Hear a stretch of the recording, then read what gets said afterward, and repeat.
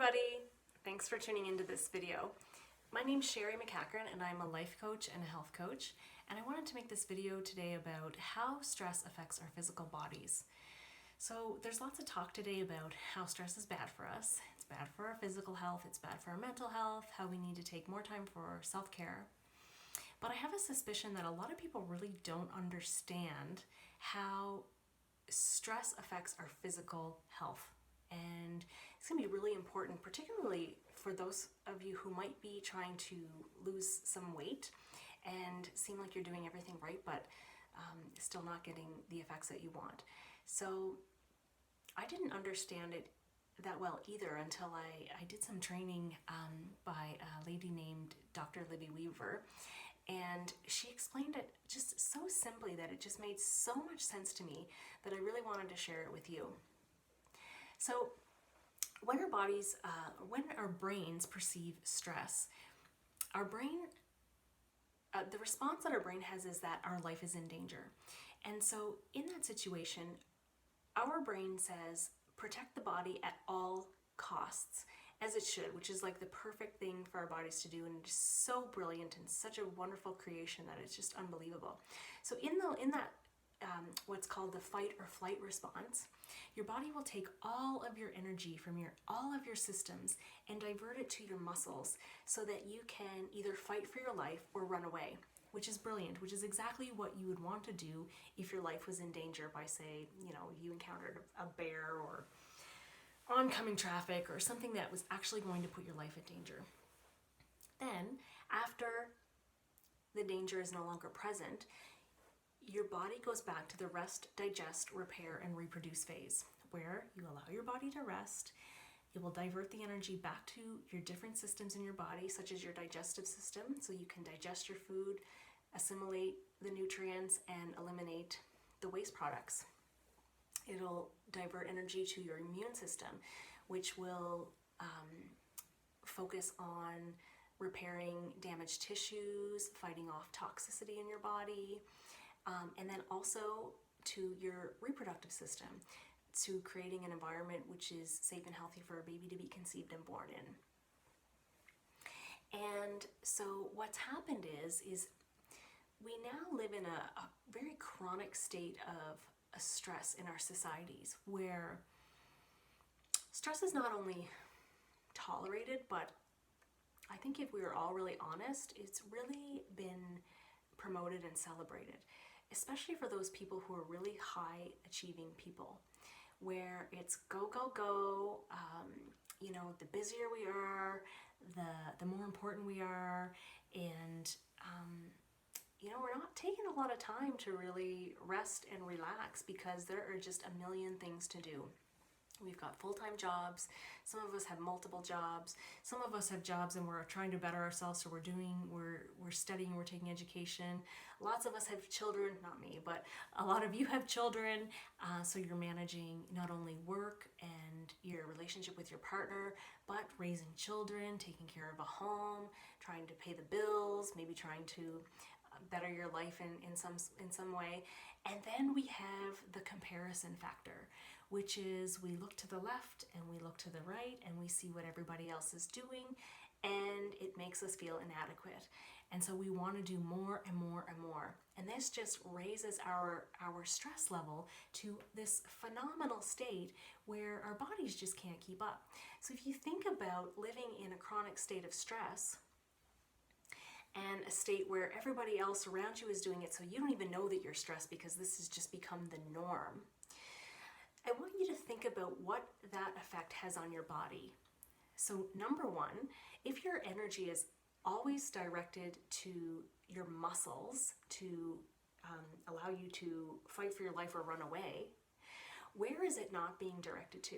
So that is, it is not being directed to your digestive tract, because think about it. If your brain thinks that you're going to die, it does not care if you are properly digesting or assimilating or eliminating your food. That is it low on the priority line, right? It does not want you to conceive a baby.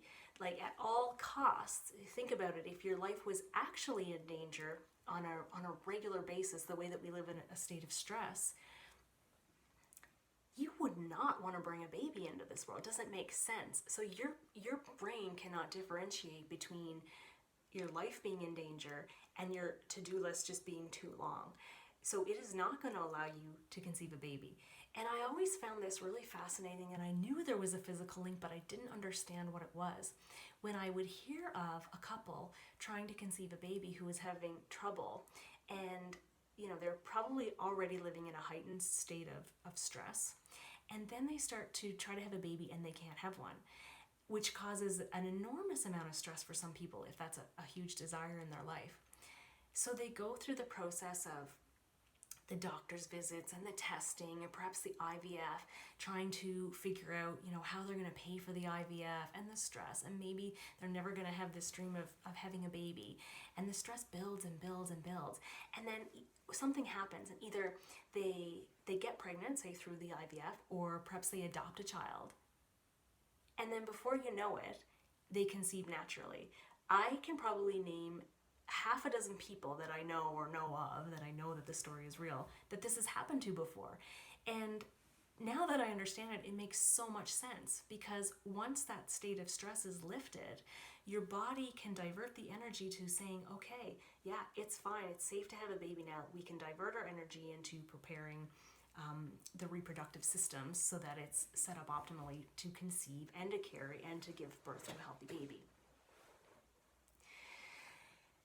And lastly, I want to talk about how stress affects our ability to lose weight. So if any of you are out there struggling to lose body fat, here's how it works. When you're in the fight or flight response, like we've talked about, your body has diverted all of its energy into your muscles. But there's a second component, which is our body has the ability to burn two forms of fuel. One is glucose, which we get from eating carbohydrates, and two is fat, which we get from either eating too many calories, eating fat, or eating too many calories that get stored in our body as fat for later. Now, burning fat takes a lot more energy than burning glucose. Glucose is always the number one source that your body wants to go to because it's easy. It can convert glucose to energy really, really quickly. So in a restful state, your body is always burning both. So in an optimal state, it's burning both. And then if you kick up so say you clean up your diet and you're eating really healthy, and you start to add some exercise into your life, there should be no reason why you don't start to burn more body fat, because you're burning more calories, which means you're going to be burning more calories from fat, and you're eating well, which is, the list goes on how many benefits that can cause. But when you're in the fight or flight response, your body is only going to choose glucose. It's not going to go for the more difficult energy source to burn, because it is taking all of your energy at no sacrifice. All of your energy is getting diverted to your muscles so that you can fight for life or run away. So what happens is you will be constantly recycling your carbohydrates, and your body fat will never get touched unless you restrict so far that you're not eating carbohydrates, or you're just restricting so far. But then, in order to preserve your life even further, your body will go into a fat storage mechanism, because it also thinks, on top of the other dangers in your life, is that you're probably involved in a famine of some sort. And so to preserve your life in that form, it will start storing fat. So there's lots of people out there who may be living in a chronic state of stress already, as many of us are, and then decide that they want to lose body fat, so that they start cleaning up their diet and start adding exercise to the mix. But what's happening is that's creating more stress. So you're probably sleeping less because you're spending more time either at the gym or prepping your food, and you're not actually burning more. And some people will even get to they'll be like, okay, it's not working, so I'm going to do more, and I'm going to do more, and I'm going to do more, so that they're exercising all the time, which is actually adding a lot more stress to the body and keeping them in that fight or flight response, and they get so frustrated because they're not seeing any results. And that's why. So number one, you may be eating a great diet, but your energy is being diverted to anywhere but your digestive system, so you're not getting the benefit of the nutrients, you're not getting full digestion, and the calories that you're burning are only carbohydrate calories, so that your body fat never gets touched. So to recap, when you're in a state of stress, whether it's life-threatening stress or non-life-threatening stress, your body reacts to keep you alive at all costs, diverting the energy from all of your body systems into your muscles so that you can fight for your life or run away. It does not allow enough energy for proper digestion, proper immune function, and proper reproduction. And also, it will keep you in the state of burning carbohydrates as opposed to touching your body fat, so that you can potentially get into the state where everything you do, you will see no results from. So I wish I had a really simple answer for this, which I don't, in terms of how do we reduce stress in our lives. And you know, the answer really has to come from deep within you to say, okay, what am I going to choose? And the purpose of this video is to help motivate you to understand how stress really affects your body, so that it's evident to you in your life choices. How you reduce stress, of course, is up to you. Sometimes it's just a matter of stepping back and saying, like, what's really important here? What am I valuing, you know, the most? Do I value how much I'm working, how much money I'm making, or do I value my health? Like, what's the most important? And that's a question that only you can answer. But I really wanted to make this video so that it would be clear to you in that what your choices, the choices that you make, really impact your physical health. And it's not just a, oh yes, we need to take time for our mental health and to reduce stress. Is that, no, this has an actual effect on our body, and for very good reason, because when we are in a life-threatening situation, this is exactly how we want our systems to react.